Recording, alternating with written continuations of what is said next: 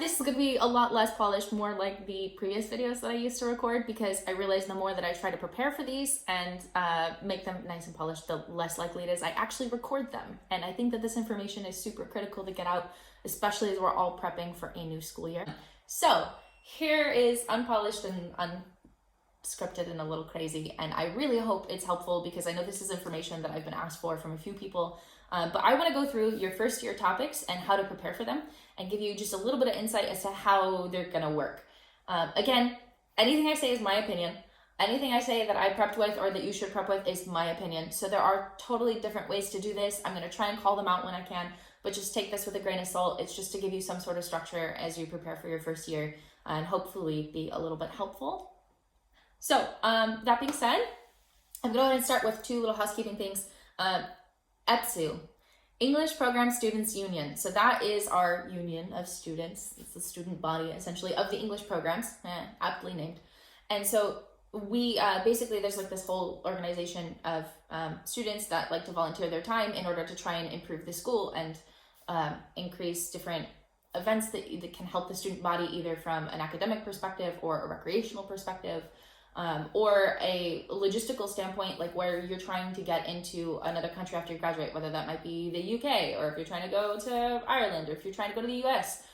We have like the American Medical Student Association organization falls under EPSU. We have, ISBG, we have Taiwanese Student Group. We have all these different groups that come together, and their basic purpose is to try and help you navigate these waters all throughout your course of studies. So, one, make sure you're following us on Facebook or friends with us or like us or however it works. Doesn't matter. Find the EPSU page. It literally just says EPSU group. Everything pertinent that comes up with the university that anyone finds out about goes there. If you have questions, you can find help. If you need resources, they're posted. But throughout the year, any university updates, anything important about orientation and welcome week, it's all going to be on there. And the second thing is there's an EPSU calendar. So there is a Google Calendar that EPSU has created, which basically has all organization, clubs, and university events all in one place for you so that you can find them. Your academic calendar will be separate and provided by the dean's office, but this one is basically everything outside of that in one place, so you don't have to try and manage it all on your own. You won't miss out on anything, so be sure to subscribe. Now, that being said, for your first year, I'm just going to go over some of like the key classes that I think are noteworthy with the conversion of the AdvancedMD program into the 6MD program for all with the graduate pathway. I'm not sure if the structure is the exact same as it was for us 2 years ago, but I'm going to go through and give you kind of some framework, and then hopefully it's helpful. If it isn't, let me know. If anything needs to be changed, comment. People read the comments every now and then, so if you're like, Sherry, that's totally wrong, tell me, and then other people will see it and it'll be great. But histology and cell bio, I have a little list of like 8 courses or something. Our professors made a little workbook. So basically what's going to happen is before you come to lab, I think they give you like one class to figure it out. You have to get your hands on colored pencils and get one of these books printed. There are bookstores nearby that are university run, and you'll find it at the book sale in your first couple of weeks. But if not, just ask upperclassmen, they'll tell you how to get it. Basically, you're going to be doing histo and cell bio in 2 ways. One, lectures, which are just a flood of information all at once. So hopefully a lot of this is review, especially if you've taken biology in your undergraduate classes. A lot of it is super detailed and not review, so just be prepared. Try and do some prep work beforehand if you can. By the way, for actual content in histology, you want to use Junquiera's Basic Histology and Atlas and read it the summer before you get to PUMS. The class is covered in like 5 or 6 weeks. It's not enough time to actually read the textbook during class, but if you read it in the summer before coming here, it'll make your life a whole lot easier. Says Diego.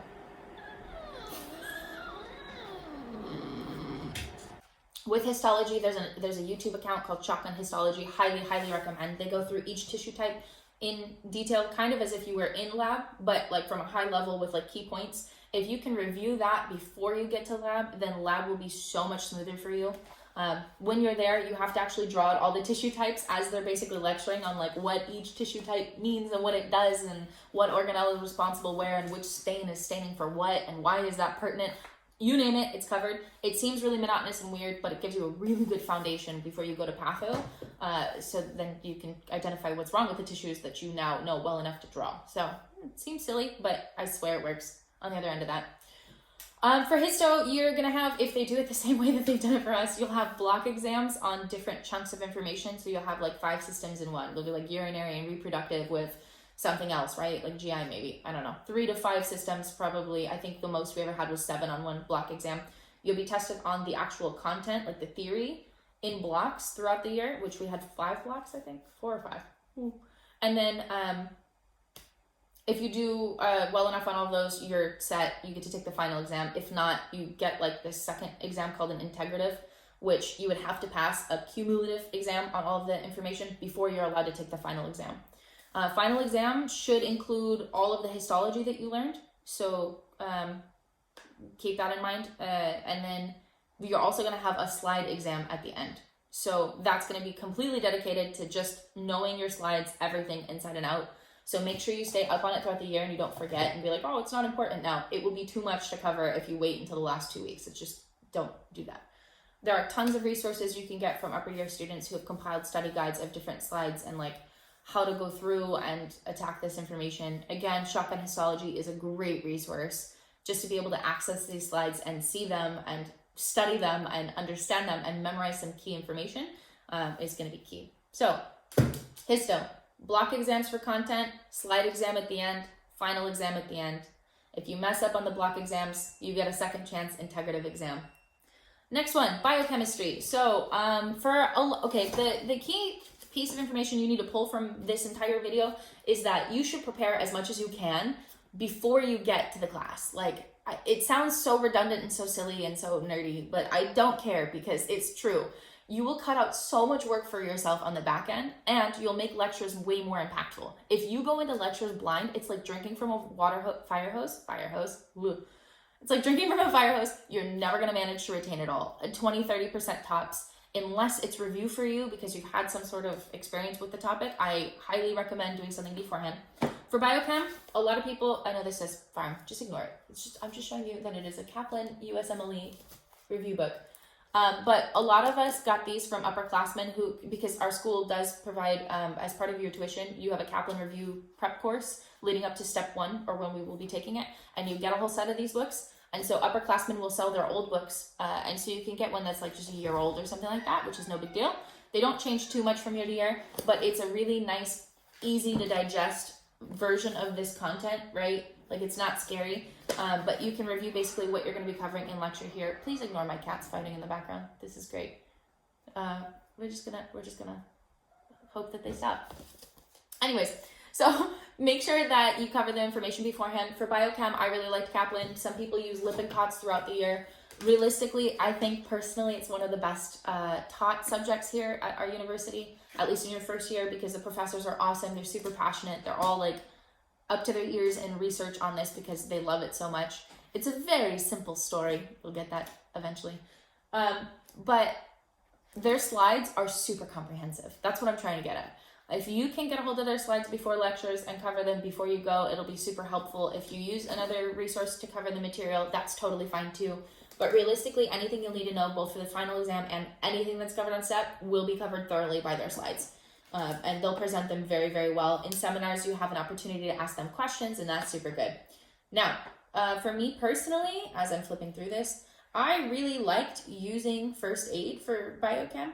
And I did that before lectures, and then I wish I would have done it the entire class, but I caught on a little bit too late. They actually have all the different pathways that you need drawn out nice and simply, but then there's a little bit more context, and they do integrate genetics, which gives you kind of a head start on when you get to medical genetics also in year 1. So if you want to, this was my favorite resource, I think, throughout the year for anything that I didn't feel a textbook was super necessary for because it was covered so thoroughly, and this is one of the rare classes where I think that applies. So cover everything for biochemistry in first aid, cover everything they talk about in class, you should be set. If you can afford it, get the UWorld subscription. I just burped. This is weird. Man, like, who lets me on YouTube? Get a UWorld account if you can afford it. Those questions are amazing. They're super clinical, but they also integrate a lot of the foundational information that you're going to need both for step 1 and also for classes. So if you can do all of the biochemistry section questions on UWorld or Kaplan or both. Actually, Kaplan's Biochem was really hard. Don't judge yourself on that. It's the only one that was weird. But UWorld questions, they help you a ton with the clinical integration of everything you're learning in your foundational years. So for Biochem, noteworthy things. They have pre-tests. So you're going to actually take a quiz on your first day of class without any information. They're only like 20 points and there's 4 blocks. It's like proteins and then carbs, lipids, and I'm forgetting something. Fats. Wait, no, fats are lipids. Oh my gosh. Okay, anyways, there's 4 blocks. What you need to know is there's a quiz before you start. It's going to be like 20 points. It's usually pretty simple. You can look at study guides from previous years to get the topics that you need to study. Make sure that you actually like delve into them pretty decently and then come in. You'll definitely pass. If not, you'll do really well depending on how much time you spent kind of expanding in the topics that are given. Then at the end of each block, you'll have a block exam. That's going to be done in Solat, the real fancy, scary place where tests are done, where you like walk in, you get assigned a number, you go sit at a computer. All the computers are already set up with the screen for the exams. It's all monitored by cameras and there's proctors walking around. They make you turn out your pockets, no watches, no jewelry, nothing. So just prepare for that. But your block exams at the end of each block will be done there. And that'll just cover each section. And then your final exam will be obviously after all of the blocks. Just like any other class, if you don't get enough points between the different block exams, there's usually an integrative exam. So you get one cumulative comprehensive exam. It's just like a second chance of like, okay, you didn't know it then. Do you know it now? If you pass that, you take the final. If you don't, you don't make it through the program if it's one of the big exams. So like histocell bio, I think biochemistry is one, anatomy. If you fail any of the large courses and you fail integrative, then you would have to reapply for the program. All right, cool. We're going to gloss over that because that's really sad. Gross anatomy and neuroscience. Goodness gracious. All right, so for this, it is kind of an easy. There's a few different elements. So you have lecture and you have lab. They start maybe like 2 to 4 weeks after you start your year. You will jump right into anatomy. Every lecture covers the material that's going to be covered in lab pretty much always fairly consistently. Wow, words are hard. So with that, just make sure that you're covering the material before you get to lecture. Otherwise, it's too much information. You cannot retain it. They move too quickly and you're not going to be able to take notes fast enough. A lot of students did something really, really simple. If you want bare minimum, there's a website called Teach Me Anatomy online. It gives you really superficial information that you'll need on whatever subject it is because you have the subject way in advance. Like they give you like a syllabus with everything that's covered each day. You can cover just those topics on Teach Me Anatomy. And if you do that and take notes, 30 minutes tops. If you just read it, 10 to 15, it's very, very superficial. That'll give you a good foundation so that when you go to lecture, everything else makes sense. And then they'll just further develop on things that you need to know. Then if you've done that, you have your first learning experience, then you repeat it at lecture. And then when you get to lab, they're covering the same thing. You get a second round of repetition. You'll retain a lot more information. Your TAs will be happier. And overall, your experience will be better. I highly recommend doing it that way if you can. In your labs, there will be, I'd say like 20 students or something per lab group, I want to say, for anatomy. And so each group has its own room and they each have their own cadaver. Your cadaver, sorry, we do talk about some sensitive things. It's not anything bad. 2 things I want to point out real quick. One is for your groups. I just mentioned you have like 20 people in this. So you actually will get a class list at the beginning of the year. If you haven't gotten it already, you should by now. I'm really late about recording this. And it'll have everybody by class numbers. That's how they keep things kind of anonymous. If they release class grades, they'll do it by numbers, not by name, so that you can kind of keep things private if you so choose. But that being said, there's divisions on the right, and it'll be like L 1, 2, 3, 4, whatever. S, blah, blah, blah. A, blah, blah, blah. And so for different classes, you'll actually have different divisions of students that you're taking those classes with. So for lectures, it's usually the whole class. Whereas with seminars, it's only like, I don't know, 15, 20 of you or something like that. And that way you can have actually this interactive course with your professors where you can actually have time and space to speak and have conversations and kind of discuss things a little bit differently. You also have presentations that occur in those groups. You have all kinds of different things that don't happen in lectures, right? So your lab groups, like I was saying, coming back to number 2, is that for each room you have a cadaver, and your cadaver comes pristine at the beginning of the year with no dissection. It's just preserved. And so you and your colleagues will be dissecting from step 1, starting with back incisions, and you'll have to go online and look into what are the proper cuts, what areas, and why you're doing them that way, and you should know that before you start any dissections. Again, always be prepared for lab. If you have certain TAs, they don't care, and they'll teach you everything you need to know as if it didn't matter. And so it's really tempting to not review beforehand. That's only going to hurt you if you don't, because again, that repetition is key. You also have other TAs, like my personal favorite, which is ours. Dr. Sabansky was, he was a riot. But he definitely doesn't like when people don't prepare, because he knows what's prepared at each lecture, and he knows that if you went to lecture, then you know exactly what's going on. And if you didn't, that's on you. So he will definitely harass you if you don't know the answers to questions, so be prepared and don't cry. A couple students did, and it's really sad. He's fine, he's harmless. But that being said, you'll go through all the cadaver dissections as a group. You'll literally on that first day, they'll hand you a scalpel. Someone is gonna come up and be like, oh, who wants to dissect? Someone raises their hand, scalpel goes to you, and you cut. That's it. So most classes, there's some dissection involved, and usually it's like 3 or 4 students will be working on dissection, where others will be working with models, and it kind of rotates throughout the year. You'll have a few people who really like dissecting, future surgeons, I guess, and they'll probably be volunteering more than others. Just make sure you get a chance to do it. You all will. For anatomy, all of the quizzes are actually administered in their department in your lab rooms. It's not done in Solat, so it's all pen and paper facing the wall. Everybody comes and sits down, takes them. It's separated by divisions. I think your first quiz is on the central nervous system, like on the cranial nerves specifically. And so make sure you review all the nuclei, because that was like 90% of the questions. They were all like first, second, third order, but most of them, like, you needed to know not just the nerve, not what it does, not if it's sensory or motor, but like you have to know which nucleus like is actually pertinent here and why. And then they talk about lesions, so it's very clinical. For anatomy, you will not survive if you do not use BRS to study. Their questions are great for review of topics. I cannot recommend them enough for that, especially the clinical aspect. For the neuro exams, I would make sure to go through the neuro BRS. There's 2 different textbooks. They're both board review series books. They'll both help you in preparing for STEP, but they're crucial in this class. There's also Appleton's question book. That one's really good to go through just as you kind of try to prepare and assess how much you know these different topics. But like I said, just do a little bit of preparation beforehand and then see what's in their slides, and then use their slides as a focus of, okay, what's really key to review for this course.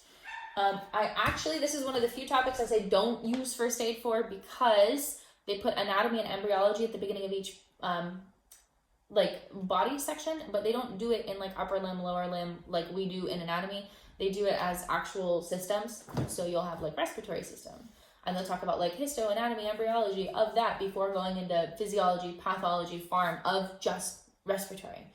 And so for this, it's not helpful. What I would use, and I don't have with me, is I used clinically oriented anatomy. I really liked it. It was super basic. And then for question bank, I used Gray's anatomy question book. There were over 2,000 questions that I did before taking the NBME for anatomy, and it was absolutely crucial. The only section I didn't finish was head and neck, and that was my worst scoring section. So I can personally attest to that question book being amazing if you're trying to really understand clinically what's going on. So BRS, great for internal preparation in every way, shape, and form. As you get closer to exams and you want to assess your knowledge and you want to prep for things like step 1, definitely look into Gray's Anatomy question book. Just a question book, that's all it is. And there's also something called 100 Concepts. There's a PDF that exists that I would highly recommend going through. It's supposed to be like the 100... Diego, don't eat plants!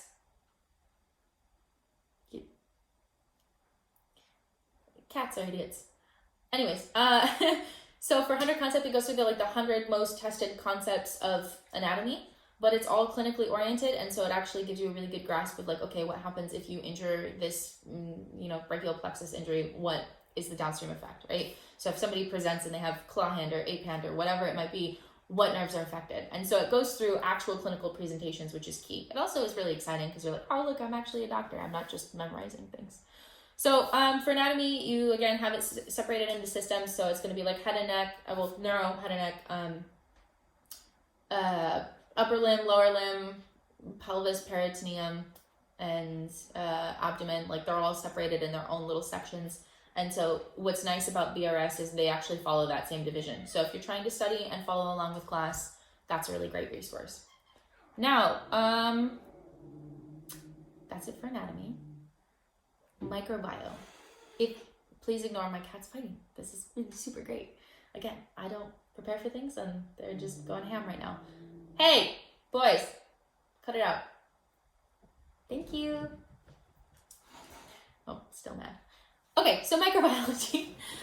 Sketchy. If you don't know about Sketchy Medical, you crazy. I could not recommend it more in my entire life. But again, like everything else I'm saying in this video, prepare beforehand. So Sketchy, I would go through all the associated bugs before your lectures on them, because it's going to give you all of the information essentially that you need that's high yield for like step exams. It's also going to give you a narrative that at first, when you watch the first like 4 or 5 Sketchy videos, it's still a little bit unclear as to what's going on. And then at some point it just clicks. And once you start memorizing different details about like whether or not, you know, Staph aureus, is it catalase positive or negative, right? What does that mean? Coagulase positive or negative, you know, all those different things, the virulence factors and how different bugs actually infect someone's system, right? If it's Fimbria, what is it using to be bad at everything that it does? Once you start memorizing all those little details, then when you go into lecture, they'll actually talk about what they mean. And so you actually can get so much more information out of lectures if you already have a foundation built. So Sketchy, it's a bunch of videos. They're all visual mnemonics, and they basically teach you all the really high yield things about each of these bugs. Do that before class, get to class, and then outside of it, I cannot brag more about first aid for this. For micro, it's everything I felt like I needed to know. And what's really nice is the very intro to it, they actually go through and they make all these different charts where they break things down. So like, for instance, here's a gram-positive chart. If it's a gram-positive bug, how do you differentiate? When they give you information about its shape, about its staining, about different virulence factors, if it's resistant or sensitive to a specific antibiotic, right? You can follow the flow chart, and the flow chart will kind of help you decide what is the infection that's happening. You'll go through, you'll learn about all the clinical symptoms, about different types of hemolysis, and then at the end, after they've gone through the clinical presentation and everything else, you're going to get treatments within each of those sections too. So can't recommend that enough. Medical genetics, our professors do a phenomenal job of covering everything you need to know. Biochemistry section in here covers genetics. Do that before class if you can, or right after.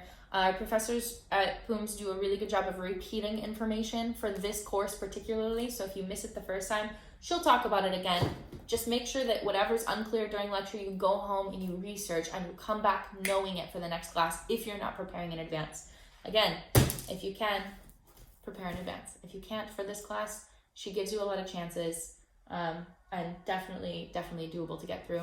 Any board review book for genetics I think is fine. For me personally, again, I used First Aid. I really liked it. There's also videos called Pixorize that go through genetic disorders. It's very similar to Sketchy. It's the same thing as Sketchy. But they go through genetics and biochemistry, and so they're videos with like visual mnemonics that help you understand these concepts a lot better. Cannot recommend them enough. Molecular biology, this one's a doozy. Our final exam was pretty tough. The course itself is pretty simple and straightforward, but they use a lot of like present day information, and they'll have you dissect clinical studies in order to answer questions, even in regards to COVID, when COVID was like brand new a month previous. So it was really tough for us. We even had people who had like a master's and a PhD in molecular bio, and they still struggled. So I don't even know what to tell you as far as what resources to prep with. They'll give you textbooks to prep with. So I would just follow whatever recommendations they have, and then you need to understand everything they say in their slides, everything. Talk to upperclassmen about study guides with this class. They'll at least tell you kind of some of the high yield topics to focus on. I think that's going to be your best bet. There are some presentations in MolBio.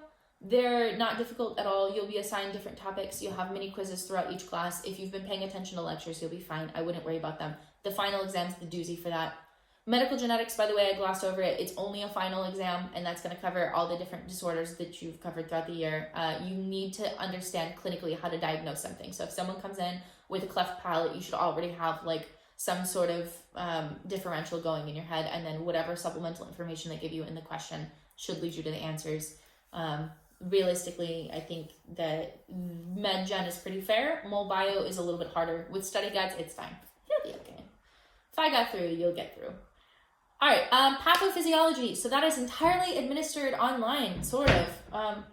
Please ignore the crackhead cats that are just running around like they own the place. They kind of do. For Pathophase, there are online modules. They literally created their entire online platform for this course. It's super old school. Sorry, in advance, it just is. But all the different modules are in there. We had videos uploaded because we were during COVID time. So we started off in person and then we switched to online delivery. I don't know if they'll continue with online delivery. They probably will because they have everything recorded. But they have all the lectures and seminars recorded for you for your use. You have cases that you're supposed to work through by a specific deadline. They give you like the case itself. You can work through it with other classmates if you want. And they don't care.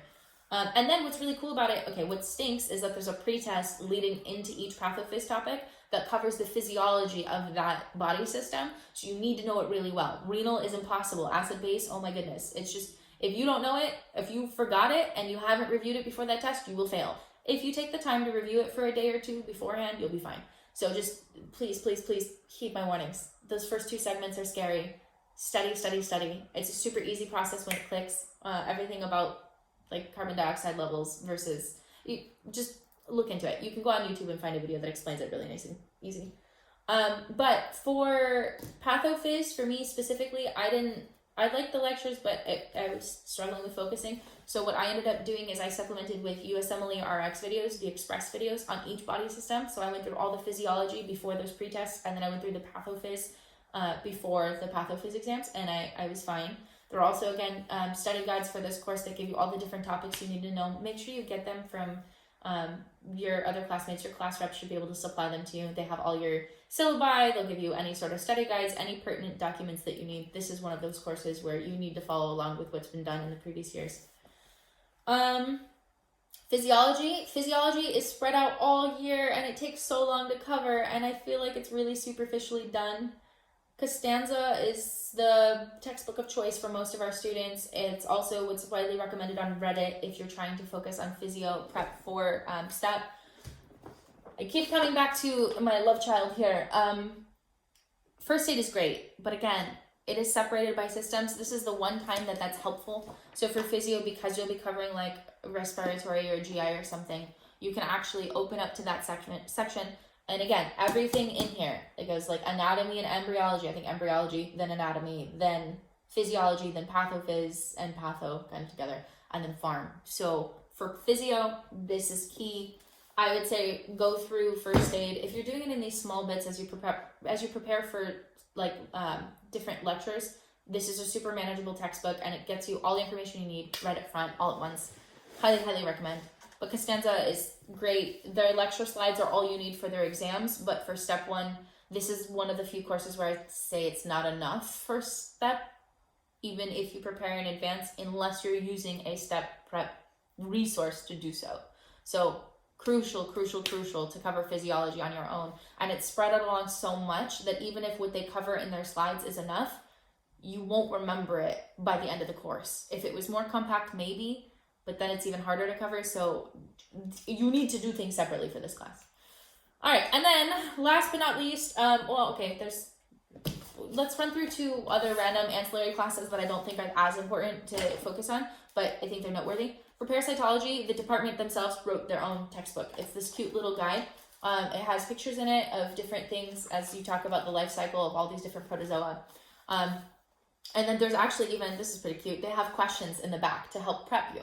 So some of these do show up in your final, so if you don't go through this textbook, you're crazy. But they do that to kind of motivate you to get through this textbook. I would say do sketchy parasitology before your first class. You can cover all of those videos in like, I don't know, an hour or 2 tops. I don't even think it's going to take an hour. And if you watch them on 1.5 or 2x speed, you can cover all the sketchy videos in, multiple times in one day. I say cover them all, memorize the details they give you. That way, again, just like anything else, you come in and they explain how it all works and you can focus on understanding rather than memorizing terms. Waste the time memorizing terms at home, come in and understand it in class. And then you don't have to study very much when it comes to the actual exam, because then by then you actually understand what you're learning, and then all you'll have to focus on is like memorizing what eggs look like for specific bugs and things. Like, hey, actually that was perfect. Helminth eggs, definitely important. This is actually my book. I gave it to a friend and now I'm here. Embryology, I don't like the way it's taught. I'm sorry. If someone from the university is watching this, I hate it. The slides are terrible. The lectures were boring. This is what I used, high yield embryo. I liked it. I think it's super easy to break down. They give you a lot of images within different tables, and they try to categorize things in a way that makes sense. So if you're looking at like the embryonal origins of different cell types, they do a phenomenal job. You only have to focus on like the first 8 weeks of development, syncytial trophoblast. Literally everything you need to know is in probably any prep book, but I really like this one. I thought it was easy. If you cover that before lecture, maybe you can make it through, but if you're going to lectures blind, you will not listen. I'm just guaranteeing you. Sorry. So those are the 2 ancillary classes I think are worth mentioning. Anything else that's happening in your first year, unless they change the schedule drastically, is going to be like elements of professionalism, in which case the professor will tell you exactly what they want you to read, from what, and supply a PDF or tell you where to get it. You pay attention to lectures and you'll pass the course. Same thing with, I think there's a psychology class in your first year. You show up, you pay attention to lectures, you'll pass the course. Nothing on those classes that I haven't mentioned I think are relevant enough for STEP that won't be covered in another class, so it's not worth mentioning. Last one. Pathology. So you do start this your first year. You're only going to start block 1. You will not have your exam until your second year of studies. They basically give you the whole summer to just chill because they know you're probably studying for finals and not paying as much attention as you should. Don't fall into the trap. The worst thing you can do is not multitask in medical school. If you are not covering all 3 topics at once, you will drown when it comes to the one you've neglected. Patho is one of those. There are 100 different ways to study for this course. The gold standard, if you want to do the right thing and understand everything about pathology, you read Robbins. This is not the big Robbins. There is a big Robbins. There's like 1,600 or 1,400 pages. I started with that block 1. I stopped. I have to be honest with you. This book will help you become a pathologist. It will help you be a quarter as smart as all of our professors, because our professors in the patho department are brilliant. They know everything, but they are pathologists. And they want you to be trained like pathologists. And you don't need to be trained like a pathologist as you are in medical school going into residency. Unless you're going into pathology as your specialty, you don't need to know everything they want you to know. But it is still really important, right? So, my best advice to survive, now that I've gone through it, I wish I would have done it for more blocks, and I think I would have been less stressed. I did it for the last one and the last 2, and it was phenomenal. Pathoma by Dr. Sitar. Buy it. It's like $40. It's nothing. Or you can buy an old copy. I don't know if I'm supposed to be saying that, but just you can buy one from students who don't need theirs anymore, and sometimes they have nice notes in it. Cover all of the Pathoma videos and the Pathoma textbook before you get to class. And I know that I keep saying this, but I can't stress it enough that it will change your life and make things easier. If you go to lectures or labs blind, they will be boring. It's too much information for you to cover. You're not going to retain it, and then you're going to have to go back and study and learn things on your own time, which is just absolutely insane. And Robbins is a bear to get through. But here's the secrets, and I really hope nobody cares that I'm saying this. I'm sure no one from the uni is watching this. If they are, sorry. But cover Pathoma beforehand. That's everything high yield for STEP. It's super palpable. He makes it really easy to digest. You need to cover it a few times. Not just once, a few times if you can. 2-3 times would be ideal. Once would be bare minimum. If you could do, just cover it. Then when you get to lab and lecture, our professors are so thorough, they're going to cover everything you covered in Pathoma, absolutely will be covered. 100% guaranteed. With pictures, with graphs, with tables from Robbins. And then the additional stuff outside of Pathoma that comes from Robbins is the only extra Robbins you need to know. So you will save yourself so many hours and frustration of covering a textbook and trying to memorize it, which you can't do it in one pass anyways, right? Cover Pathoma first, get to lectures, and then focus on their slides for anything extra. The only reason I would say to go back to Robbins is if after doing all of that, something is still unclear to you, whether it's in physio, pathophase, or patho, then open up Robbins to the section that you care about, that you're struggling with, and read through it. And use that to understand. But if you can cover Pathoma before class, You shouldn't have to open Robbins for very much. And it will make your life so much easier, and you'll retain more, and at the end of the day, you'll do better on exams, and you'll remember more for when you're an actual physician treating patients. You won't be focusing on the zebras, you'll be focusing on the horses. Hopefully you understand that, otherwise it's gonna sound real weird. So, now it's been over 30 minutes, and I hope you made it this far. I really hope it was interesting. I hope something was helpful. I'm so sorry that it took me so long to upload this for year 1. I'm gonna do one for year 2, which Robbins, that whole last patho part, that definitely applies for year 2. So, just keep that in mind. If you guys need anything, reach out to EPSU on Facebook. You feel free to reach out to me. I don't mind. And if I don't have the bandwidth to help, I will find you someone who does. We have upperclassmen who really want to make this process easier for any students who come in so that they're more successful. At the end of the day, when we all succeed, so do our patients. So does our school, so does everybody in this process. So we are here to help you as much as we can. I know I'm a little bit crazy and these videos are a little insane and super disorganized, but if there's anything you want me to cover that I don't cover or haven't covered or haven't planned on covering, please, please, please comment, message, send me an email, find me on Facebook. I'm here to help any way that I can, and so is everybody else. So now that I've beat a dead horse, have an awesome day. Thanks for tuning in, and catch you guys later.